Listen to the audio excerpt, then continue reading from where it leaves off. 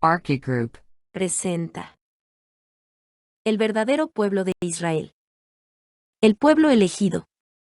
Desde la caída de Adán y Eva, hasta el día de hoy, ha habido una constante en el comportamiento del hombre.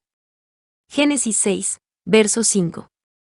Y vio el Señor que la maldad de los hombres era mucha en la tierra, y que todo designio de los pensamientos del corazón de ellos era de continuo solamente al mal.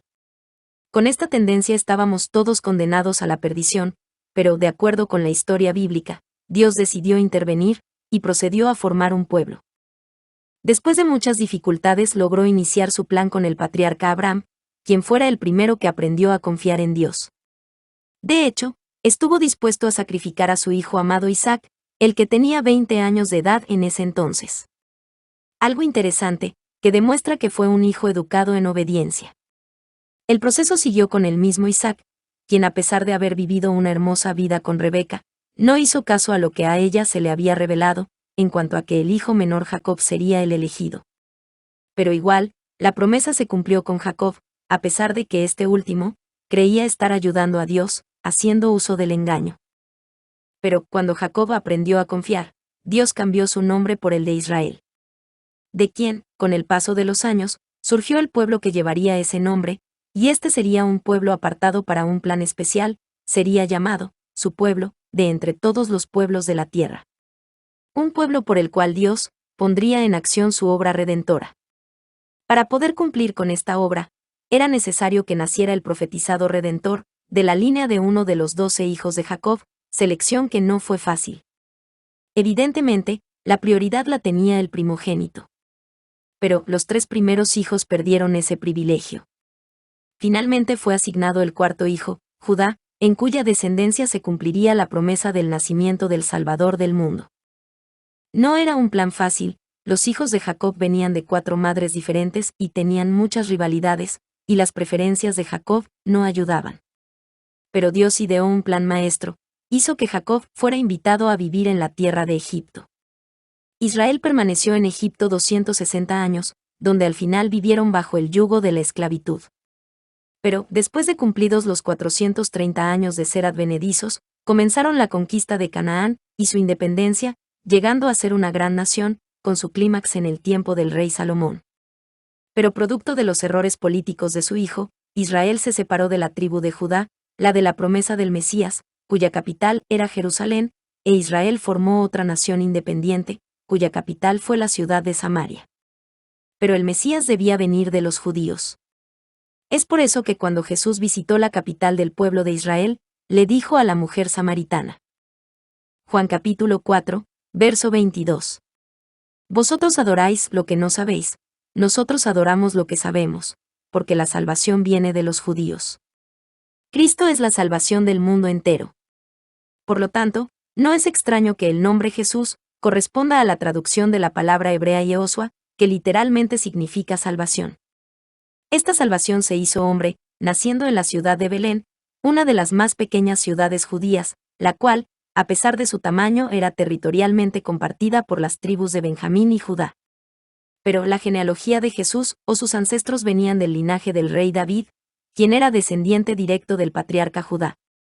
Por lo anterior, tal como lo hicieron los reyes magos, todo el mundo también debería directa o indirectamente amar al pueblo de Judá.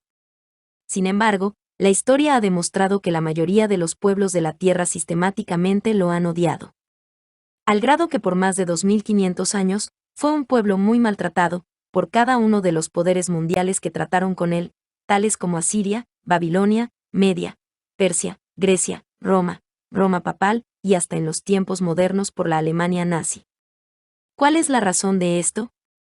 Siendo que debía ser un pueblo amado. El pueblo de Judá fue un pueblo subyugado desde el 677 AC, y sistemáticamente mermado, llegando a ser virtualmente esparcido por entre todas las naciones de la tierra, y recién por el año 1948, después del Holocausto, y la derrota de la Alemania nazi, el pueblo judío logra recuperar su autoridad como una nación independiente. Aunque en realidad, este pueblo como nación, hacía mucho tiempo que no estaba interesado en cumplir el rol de salvación que le fuera encomendado. Tal como Cristo proféticamente advirtiera. Juan capítulo 4, verso 21. Jesús le dijo, mujer, créeme que la hora viene cuando ni en este monte ni en Jerusalén adoraréis al Padre. Entonces en el Israel del tiempo de Cristo se encontraban dos tipos de personas, israelitas verdaderos e israelitas falsos. Génesis 27, verso 36. Y él, Esaú, respondió, bien llamaron su nombre Jacob, que ya me ha engañado 2 veces.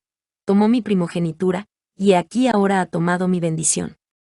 Misteriosamente, el nombre Jacob en hebreo literalmente significa engañador. Es decir, los israelitas falsos serían jacobitas o engañadores, o quienes dejaron el nombre de Israel y volvieron a ser engañadores. Por lo que una de las misiones más importantes de Cristo fue la de sacar a los verdaderos israelitas del pueblo judío, quienes irían en búsqueda de las ovejas perdidas de Israel, y con ellos instaurar un reino mundial, la Iglesia cristiana. El verdadero pueblo de Israel, o el Israel espiritual, el que se encuentra constituido por todos aquellos en quienes no hay engaño, o que dejaron de ser jacobitas, es decir, dejado de ser engañadores, tal como lo que Cristo identificó en el discípulo Natanael. Juan 1, verso 47. Jesús, viendo que Natanael venía hacia él, dijo de él, he aquí un verdadero israelita en quien no hay engaño. Los primeros cristianos eran todos israelitas, ya fueran judíos o samaritanos. Y con ellos Jesús inició la gran obra de evangelizar al mundo. Pero ¿por qué todos los poderes terrenales perseguían y oprimían con éxito a los discípulos de Cristo? La respuesta es porque, tanto judíos como samaritanos, todavía estaban bajo una maldición. Lo que ahora pasaremos a explicar. Juan 14, verso 6. Jesús le dijo, yo soy el camino, y la verdad, y la vida, nadie viene al Padre, sino por mí. Juan 8, versos 57 al 59. Entonces le dijeron los judíos, aún no tienes 50 años, y has visto a Abraham. Jesús les dijo, de cierto os digo, antes que Abraham fuese, yo soy. Tomaron entonces piedras para arrojárselas. Éxodo 3, verso 14. Y respondió Dios a Moisés, yo soy el que soy. Y dijo, así dirás a los hijos de Israel, yo soy me envió a vosotros. De acuerdo con las Escrituras, Jesús tiene más de 200 nombres y títulos.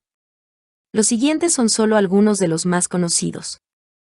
Sin embargo, ¿por qué razón cuando se presentó a Moisés eligió el nombre Yo soy, o Yo soy el que soy, como si fuera su verdadero nombre? ¿Qué mensaje o enseñanza hay detrás de este nombre? Hay algo que hace una gran diferencia entre nosotros los hombres y el Hijo del Hombre. Para que entendamos esto haremos el siguiente ejercicio. Imagine que usted, siendo una persona honesta, se dirige a una entrevista de trabajo, algo que necesita en forma urgente. Ya leíste las características del puesto y el perfil de la persona que buscan, y como sientes que calzas casi a la perfección, has preparado y enviado un currículum vitae impecable, y una carta de presentación que calza. Luego, quedaste seleccionado y vas camino a la entrevista, pero de paso descubres que son numerosos los postulantes, por lo que la probabilidad de tener éxito es pequeña. Entonces te preparas mentalmente muy bien, se trata de una oportunidad única, debes saber aprovechar cada segundo de la entrevista. Debes resaltar las características que calzan con el puesto y evitar mencionar las que no calzan, ser amable, cortés, proactivo, mostrarte colaborador, simpático y todo lo positivo, de manera que tus futuros colegas estén felices de invitarte a pertenecer a su medio. Y si te preguntan directamente sobre algún aspecto en que evidentemente no calificas, deberás fingir lo contrario o a tratar de convencerlos de que se trata de un asunto de importancia menor. La verdad es que nuestra vida es siempre una actuación, en otras palabras, siempre estamos manejando las apariencias o las estrategias para lograr algo, lo hacemos para conquistar a quien nos gusta, lo hacemos para ser aceptados en un grupo social. Jamás mencionaremos nuestras malas intenciones o de las cosas que el grupo rechazaría, y resaltamos nuestras buenas intenciones. Bueno, esta es la forma de proceder más común del hombre moderno. Al grado que llegamos a aplaudir la sagacidad de quien ha logrado el éxito haciendo uso de estas herramientas, que son aceptadas e incluso exigidas como básicas. Quizá, esta es la razón por la que hay tantos divorcios, dado que una vez que hemos logrado nuestro objetivo, gradualmente cambiamos, hasta que llegamos a ser quienes somos, porque la actuación no puede mantenerse por mucho tiempo, la máscara se comienza a correr de nuestro rostro. Mientras hay otros que están actuando tal cual yo actuaba antes con las mismas estrategias que conquistaron a mi pareja. Un dilema sin solución humana, al que esta engañosa sociedad nos ha empujado. El problema es que Dios nos conoce, y sabe todo lo que verdaderamente somos. No en vano, incluso califica al cristiano moderno como desventurados, miserables, pobres, ciegos y desnudos. Apocalipsis 3, verso 17. Este es el asunto, necesitamos ser de verdad. Dejar de ser engañadores y ser quienes somos. Romanos 2, versos 28 y 29. Pues no es judío el que lo es exteriormente, ni es la circuncisión la que se hace exteriormente en la carne, sino que es judío el que lo es en lo interior, y la circuncisión es la del corazón, en espíritu, no en letra, la alabanza del cual no viene de los hombres, sino de Dios. En este texto queda claro que en el modo de pensar del apóstol Pablo, un judío genuino es aquel cuyo corazón ha sido circuncidado por el Espíritu Santo. Es decir, los judíos nominales o según la carne, y que rechazaron a Cristo no son considerados por Dios como verdaderos judíos. Romanos 9, versos 6 al 8. No que la palabra de Dios haya fallado, porque no todos los que descienden de Israel son israelitas, ni por ser descendientes de Abraham, son todos hijos, sino, en Isaac te será llamada descendencia. Esto es, no los que son hijos según la carne son los hijos de Dios, sino que los que son hijos según la promesa son contados como descendientes. En Gálatas 3 verso 29, el apóstol nuevamente identifica al verdadero Israel. En lenguaje categórico afirma que aquellos que han sido bautizados en Cristo son los verdaderos hijos de Abraham.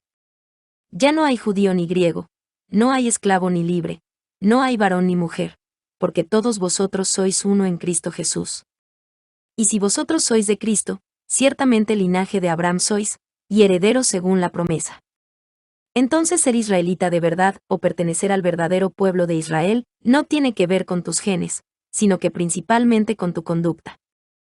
Y la buena noticia es que todos podemos llegar a ser verdaderos israelitas, el camino está abierto, esa es la razón de la sangre derramada por Cristo literalmente, como vimos en el programa anterior, sobre el arca del pacto, con el fin de habilitarnos, darnos el poder para guardar los 10 mandamientos.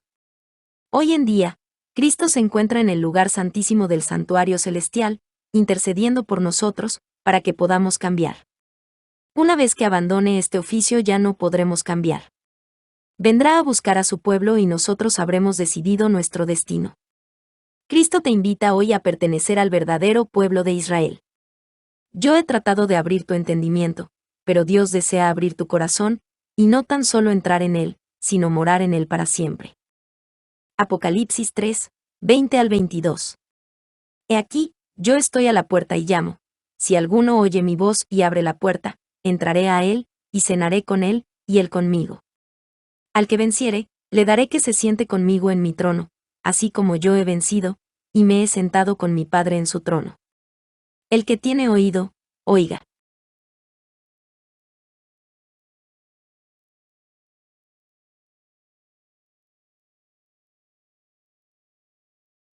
Y al final vemos un nombre especial. El que fuera elegido por él mismo cuando se presentó a Moisés. Yo soy. Pues es el único que es quien es, por lo tanto es de verdad. Se demuestra en la historia bíblica, que para Dios, el primogénito o quien heredaba la promesa del Mesías, no era necesariamente el hijo mayor, así también, para él, un verdadero israelita, no es necesariamente quien lleve los genes de Jacob. Más bien es quien hace la voluntad de Dios. El discípulo Lucas registró, directamente de los labios de Cristo, la siguiente declaración, que confirma este hecho. Lucas capítulo 8, verso 21. Mi madre y mis hermanos son los que oyen la palabra de Dios, y la hacen.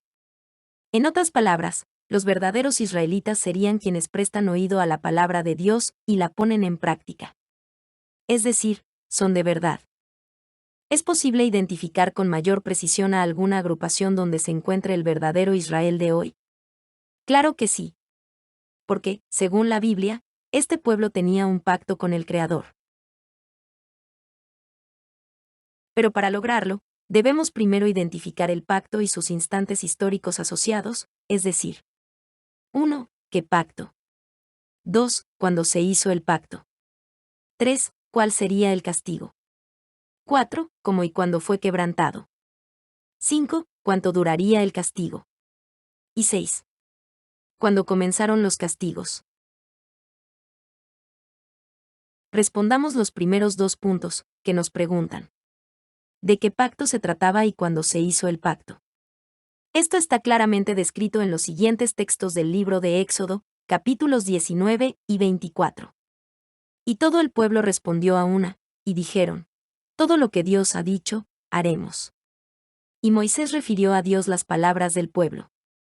Y Moisés vino y contó al pueblo todas las palabras de Dios, y todas las leyes, y todo el pueblo respondió a una voz, y dijo, haremos todas las palabras que Dios ha dicho.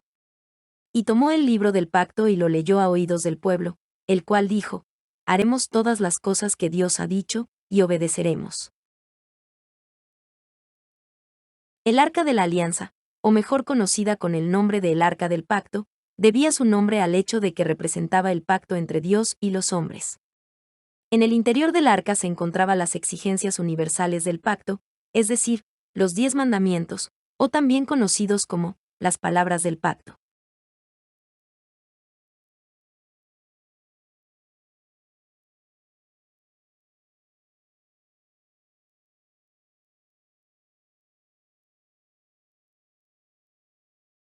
Y sobre la cubierta del arca se encuentra el pago universal efectuado por estas exigencias, la sangre derramada por Cristo. Se trata de un pago que garantiza, para quienes tomen la decisión de respetar la ley, que Cristo, a través del Espíritu Santo, les proveerá del poder necesario para lograrlo. La cubierta del arca es también el trono de Dios, y entre las alas de los querubines protectores la presencia del Altísimo se manifestaba al sumo sacerdote con los mensajes para el pueblo. El propósito de las arcas en la Biblia es salvar lo que se encuentre en ella. Dios deseaba salvar al hombre, y solo había dos maneras para lograrlo. Una, destruyendo la ley, y la otra, salvando la ley, pero para ello, debía pagarse el costo de que el hombre la había quebrantado. He ahí la razón por la cual Cristo dejó los atrios celestiales, y se hizo de nuestra naturaleza para siempre, vivió una vida sin pecado, y así demostrando ante los ojos del universo que es posible guardar la ley, y no tan solo posible, sino esencial para la existencia del universo. Cristo nos enseñó cómo se deben observar los 10 mandamientos y cómo lograr hacerlo de corazón. El sacrificio efectuado por Dios Padre, el Espíritu Santo y el Hijo fue infinito, nunca lograremos ser capaces de dimensionarlo. Por último, la explicación detallada del pacto, su historia, las ceremonias, ritos e instrucciones de vida, fueron escritos en 5 libros que se mantenían a un costado del arca del pacto. Ahí estaba el libro del pacto, que Moisés leyó al pueblo, cuando éstos prometieron cumplir con esta ley, aceptando sus bendiciones y las correspondientes maldiciones si no lo hacían. Según la narración de las Sagradas Escrituras, el libro del Éxodo correspondería con el libro del pacto que se leyó al pueblo. El resto de la ley, es decir, los libros de Levíticos y Números se basaban en él, y para su aclaración adicional más tarde Moisés escribió Deuteronomio. Entonces podríamos decir que estos 4 libros representan en sí el libro del pacto, parecido a lo que los judíos llaman la Torá o también conocido como Pentateuco, con la única diferencia que el libro de Génesis no estaría incluido. Lo que se confirma con la ausencia de este libro verificada por Ronald Wyatt en el hallazgo del Arca del Pacto. Ya hemos aclarado los puntos 1 y 2. Veamos ahora el punto 3, ¿cuál sería el castigo si no se cumplía con el pacto? Dios es un Dios de amor y paciencia, incluso cuando tiene que castigar, lo hace por amor. Israel era su pueblo amado. Jesús mismo, mientras cargaba su cruz en camino al Calvario, se detuvo por amor para advertirles a las mujeres judías que lloraban por él. Lucas capítulo 23, versos 28 al 31. Mas Jesús, volviéndose a ellas, les dijo, Hijas de Jerusalén, no lloréis por mí, sino llorad por vosotras mismas y por vuestros hijos. Porque aquí vendrán días en que dirán, bienaventuradas las estériles, y los vientres que no engendraron, y los pechos que no amamantaron. Entonces comenzarán a decir a los montes, caed sobre nosotros, y a los collados, cubridnos. Porque si en el árbol verde hacen estas cosas, en el seco, ¿qué se hará? Jesús miró hacia el futuro, donde 40 años más tarde, solo los que habían creído en él serían capaces de entender la advertencia y huir prestos para salvar sus vidas. Cuando el general Tito, el año 70 DC, sitió la ciudad, misteriosamente ningún judío cristiano pereció. Pero fue el fin de Israel en la zona. Se llegó incluso a cambiarle el nombre al país por el de Palestina, y a prohibirse la permanencia de todo judío, salvo que fuera cristiano, únicos de sangre judía que fueron tolerados. El detalle de los castigos se encuentra en el libro de Levíticos capítulo 26 versos 14 al 39. Lamentablemente la lista de castigos es más extensa que la lista de bendiciones, por lo que leeremos solo los puntos relevantes. Andarían con terror, extenuación y atormentados. Lo que sembraran sería para sus enemigos. Heridos por enemigos, estos serían sus señores. Huirían sin que nadie los persiga. Sin lluvias ni fertilidad de la tierra. Bestias arrebatarían sus hijos y destruirían sus animales. Tendrían pestilencias. Llegarían a comer las carnes de sus hijos. Quedarían sus ciudades en ruinas, y sus santuarios asolados. Serían esparcidos entre las naciones. En relación al punto número 6, que dice que las bestias arrebatarían sus hijos, veremos un hecho reciente y muy relevante que trataremos en el siguiente video. Sobre el sexto punto, que dice que las bestias arrebatarían sus hijos, tenemos un ejemplo moderno de esto. ¿Recuerdan el caso del pastor adventista Chamberlain de Australia, y como su hija, de nombre Azaria, el 17 de agosto de 1980 cuando tenía apenas 2 meses de edad, fuera arrebatada por un perro salvaje dingo? Y su esposa Lindy Chamberlain fue, por error, condenada a cadena perpetua a trabajos forzados por el supuesto asesinato de su hija. Después de que Lindy hubo sido encarcelada por más de 3 años, a 200 metros del lugar de los hechos, fue encontrado el chaleco que Lindy afirmaba que vestía su pequeña hija. Este suceso cobró connotación mundial, al grado que se filmaron 2 películas, en una de ellas la protagonista fue representada por Meryl Streep.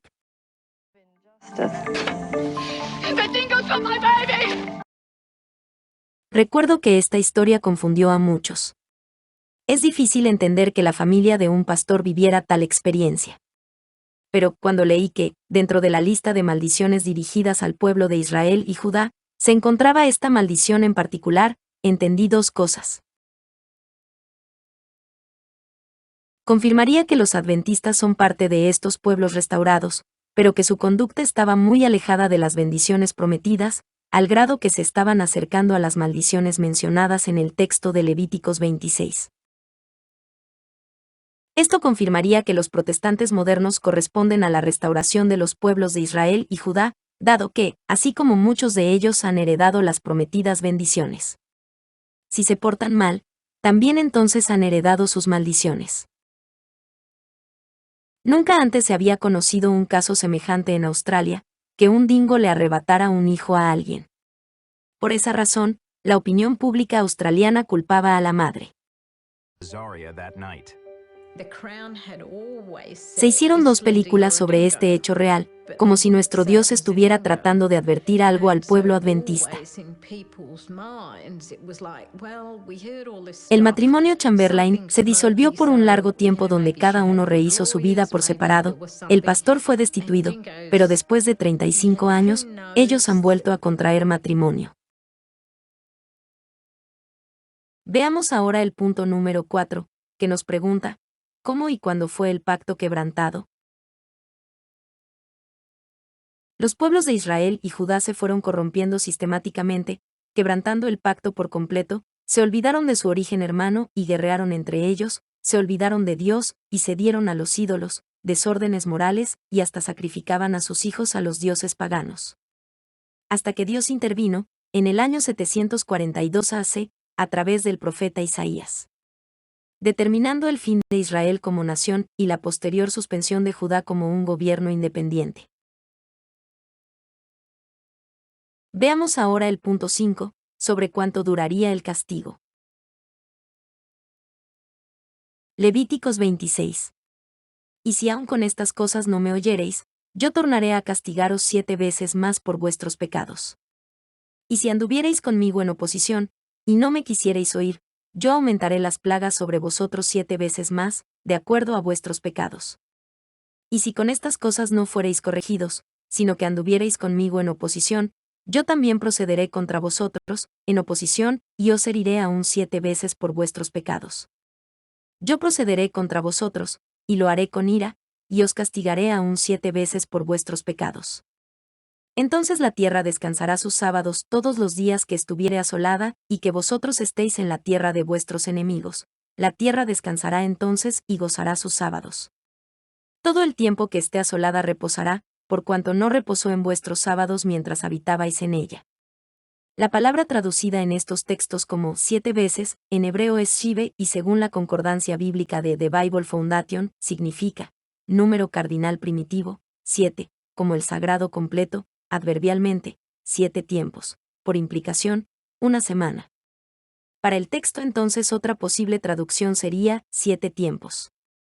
Una palabra similar, pero en idioma arameo, se ocupa en el libro de Daniel y que fuera traducida por tiempos, y que el mismo libro interpreta como 7 tiempos de años. Debo resaltar que se puede verificar en este libro que la lista de maldiciones es más extensa que las bendiciones. Y también, que al igual que en las bendiciones, se afirma que la razón del castigo es por haber quebrantado los sábados, y que por lo mismo debe compensarse a la tierra para que descanse por todos aquellos sábados quebrantados. Aparentemente hay una relación directa entre la totalidad del pacto y la observancia de lo más delicado o fácil de quebrantar, lo cual es a saber, el sábado. El número 7, al inicio de las Sagradas Escrituras, es asociado al sábado, el séptimo día de la creación. Pero un poco más adelante se lo comienza a utilizar también como símbolo de castigo y también de perdón. Génesis capítulo 4, verso 15. Y le respondió Dios: ciertamente que cualquiera que matare a Caín, 7 veces será castigado. Entonces Dios puso señal en Caín, para que no lo matase cualquiera que le hallara. Al parecer Lamec, quien se casó con 2 mujeres, reconoció su error al decir. Génesis capítulo 4, verso 24. Si 7 veces será vengado Caín, Lamec en verdad 70 veces 7 lo será. Como insinuando que su error era 70 veces más grave, por lo que, quien lo matare sería castigado 70 veces 7. Siguiendo la misma línea, Jacob, postrándose ante su hermano 7 veces, le pidió simbólicamente perdón porque en el pasado lo había engañado.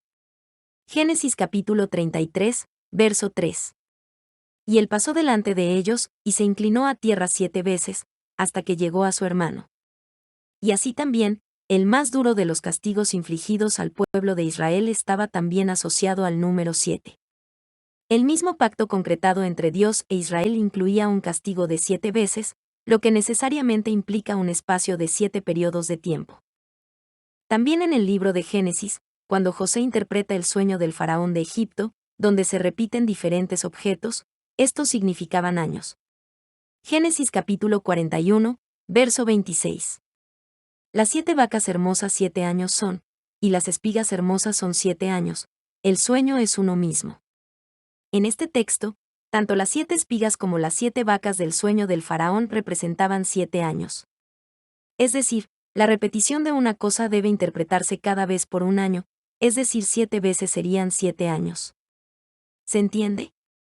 Lo mismo veremos en el libro de Daniel, donde se demuestra que la palabra tiempos se debe interpretar por años. Veamos el paralelo que existe entre el castigo mencionado en el libro de Levíticos, de 7 veces, con el castigo de 7 tiempos que recibió el rey Nabucodonosor, el cual se encuentra en el capítulo 4 del libro de Daniel, escrito por el mismo rey Nabucodonosor, donde describe el anuncio de su castigo que duró 7 años, nos dice: su corazón de hombre se ha cambiado, y les sea dado corazón de bestia, y pasen sobre él 7 tiempos. Y en cuanto a lo que vio el rey, un vigilante y santo que descendía del cielo y decía: cortad el árbol y destruidlo, mas la cepa de sus raíces dejaréis en la tierra, con atadura de hierro y de bronce en la hierba del campo, y sea mojado con el rocío del cielo, y con las bestias del campo sea su parte, hasta que pasen sobre el 7 tiempos, que te echarán de entre los hombres, y con las bestias del campo será tu morada, y con hierba del campo te apacentarán como a los bueyes. Y con el rocío del cielo serás bañado, y 7 tiempos pasarán sobre ti, y con las bestias del campo será tu habitación, y 7 tiempos pasarán sobre ti, hasta que reconozcas que el Altísimo tiene el dominio en el reino de los hombres, y lo da a quien él quiere. Es revelador descubrir el paralelo que hay en este texto con el asociado al castigo de Israel, donde en 4 oportunidades se menciona la frase 7 veces, y aquí, en este anuncio de castigo para Nabucodonosor, también se menciona 4 veces la frase 7 tiempos, y se reconoce que se refiere a 7 años. Levíticos capítulo 25, verso 8. Y te has de contar 7 semanas de años, 7 veces 7 años, de modo que los días de las 7 semanas de años vendrán a serte 49 años.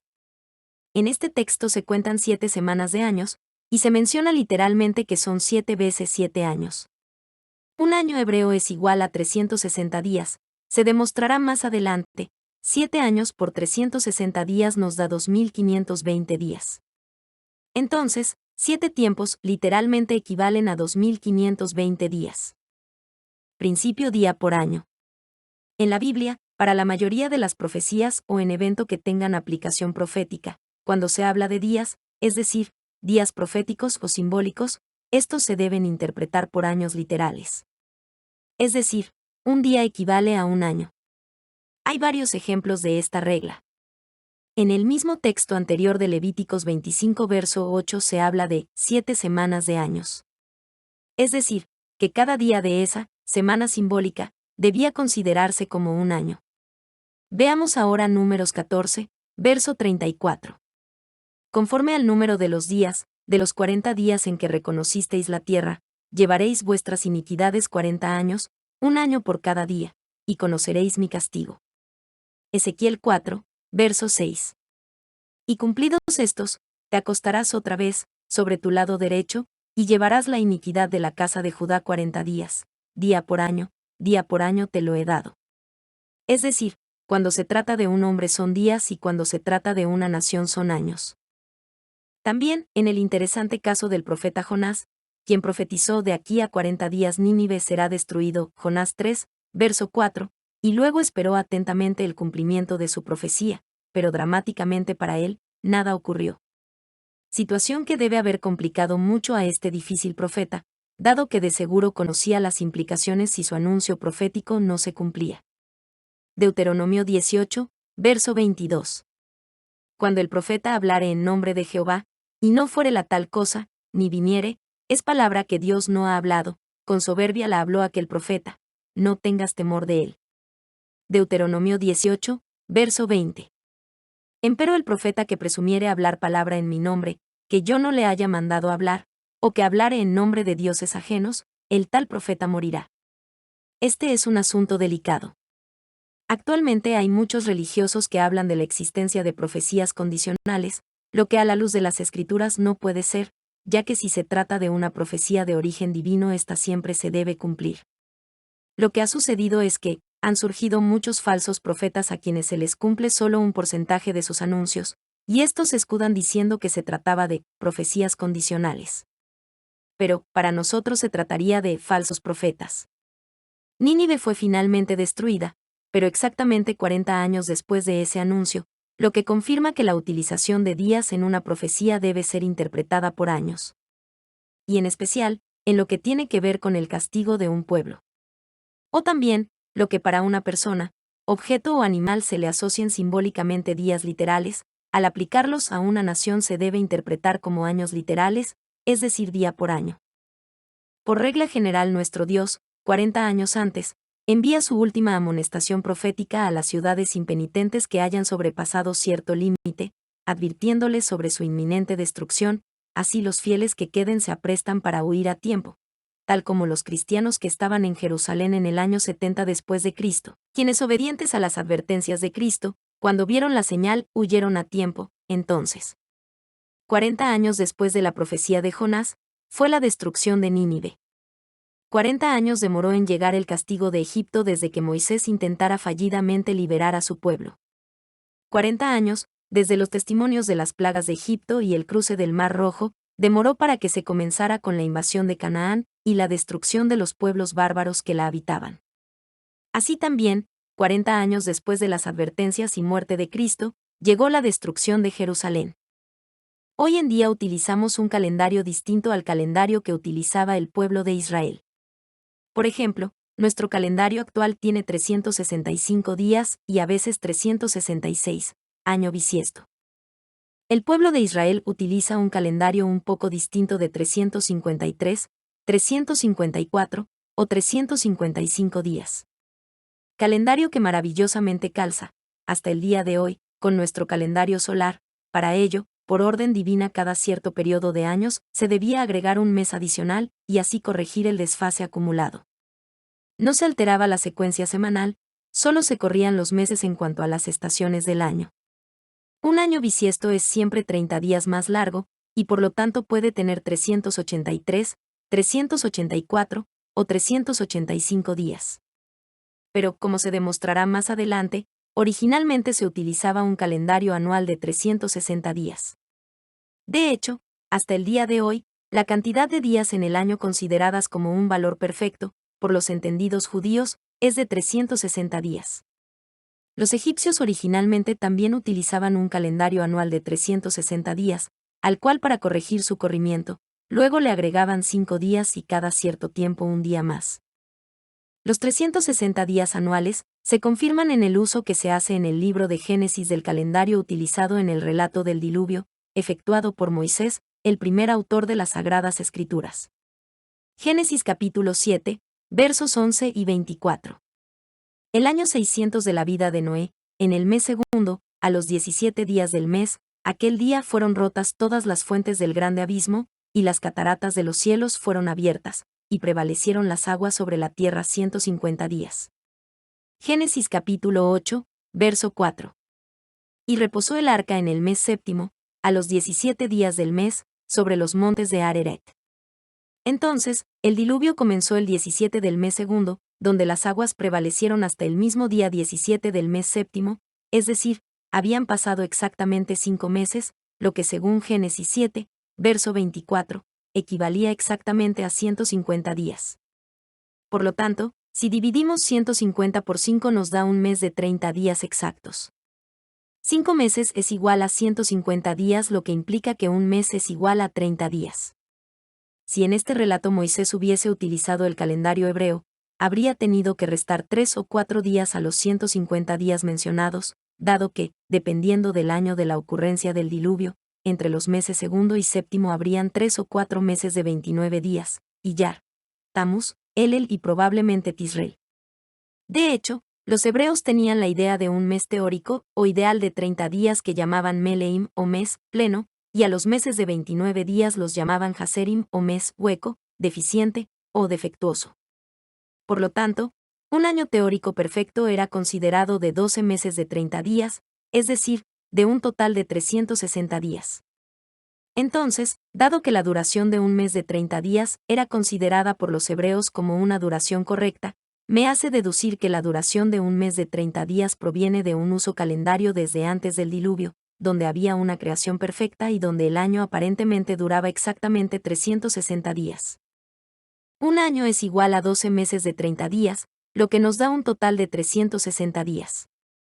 En el siguiente texto, se demuestra que la práctica bíblica de considerar meses de 30 días, tal cual lo hiciera Moisés, primer autor de la Biblia, siguió siendo utilizada por milenios por los judíos, hasta el tiempo del apóstol Juan, último autor de las Sagradas Escrituras.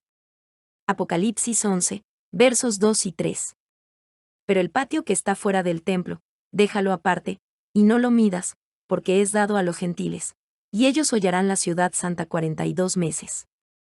Y daré potestad a mis 2 testigos, y ellos profetizarán por 1260 días, vestidos de cilicio. 42 meses de 30 días es igual a 1260 días. Entonces, la duración del castigo escrito por Moisés en Levíticos 26, que era de 2520 días proféticos, equivalen exactamente a 2520 años.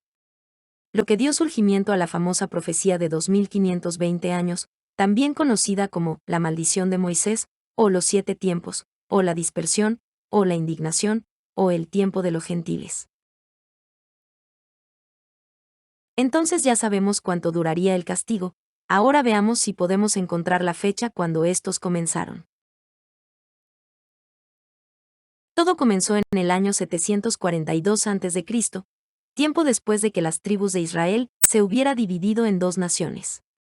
Y cuando las tribus que conservaron el nombre de Israel, para colmo, se aliaron con Siria, y traicionaron a Judá, su tribu hermana. Entonces Dios tuvo que actuar enviando a Isaías con la profecía de los 65 años, la que podemos leer en el capítulo 7 del libro que lleva el nombre de este mismo profeta, y los versos 1 al 9. Donde se anunciaba que Israel sería castigado, hecho ocurrido el año 723 a.C., y 46 años después, lamentablemente le siguió Judá, el año 677 a.C. Esto se verá en detalle, en la continuación de esta presentación, tema con el nombre Los castigos de Israel y Judá, donde utilizaremos un diagrama especialmente preparado para esto. No te pierdas la continuación de este tema, pues al final descubrirás quiénes son los pueblos restaurados de Israel y Judá. Y de seguro que tú perteneces a uno de ellos. Para terminar esta presentación, anticiparemos la parte hermosa de esta profecía, en donde que se anunció el nacimiento del Mesías de una doncella virgen. Isaías capítulo 7, verso 14. Por tanto, el Señor mismo os dará señal. He aquí que la Virgen concebirá, y dará a luz un hijo, y llamará su nombre Emmanuel. Algo maravilloso, y nunca antes visto, algo que solo Dios pudo haber hecho, una señal que hasta el día de hoy algunos de religión judía, contradictoriamente utilizan para argumentar que Cristo no puede ser el Mesías, dado que según ellos, Jesús debería ser hijo de un padre carnal que descendiera del rey David, y aseguran que su nacimiento fue producto del adulterio de María con un soldado romano. Pero he aquí el texto que afirma que Emmanuel o Dios con nosotros, nacería de una doncella virgen. Entonces, necesariamente la genealogía de Jesús vendría de los ancestros de María. Genealogía claramente registrada en el libro de Lucas, donde se demuestra que ella también descendía directamente del rey David. Pero para asociar esta genealogía con María, debemos tener en cuenta que para Dios una pareja matrimonial son una sola carne. Por lo que José era considerado también como hijo de su suegro. Y como veremos, Lucas era muy cuidadoso en los detalles. Y por esta razón menciona que Jesús era hijo de José, agregando la frase, según se creía. Dado que en realidad era solo hijo de María, por lo tanto, la descendencia mencionada en el libro de Lucas es la de María. En el libro de Mateo se registra la descendencia de José, y esta es en esencia distinta, y además dentro de ella se encuentra Jeconías, quien había sido maldecido por Dios, de la siguiente manera. Jeremías 22, verso 30. Así ha dicho Dios, escribid lo que sucederá a este hombre privado de descendencia, hombre a quien nada próspero sucederá en todos los días de su vida, porque ninguno de su descendencia logrará sentarse sobre el trono de David, ni reinar sobre Judá. Es decir, Jesús no podría ser hijo de José, dado que este último descendía de Jeconías. Fin de la presentación El verdadero pueblo de Israel. No olvide que esta continúa en la presentación Los castigos e Israel y Judá.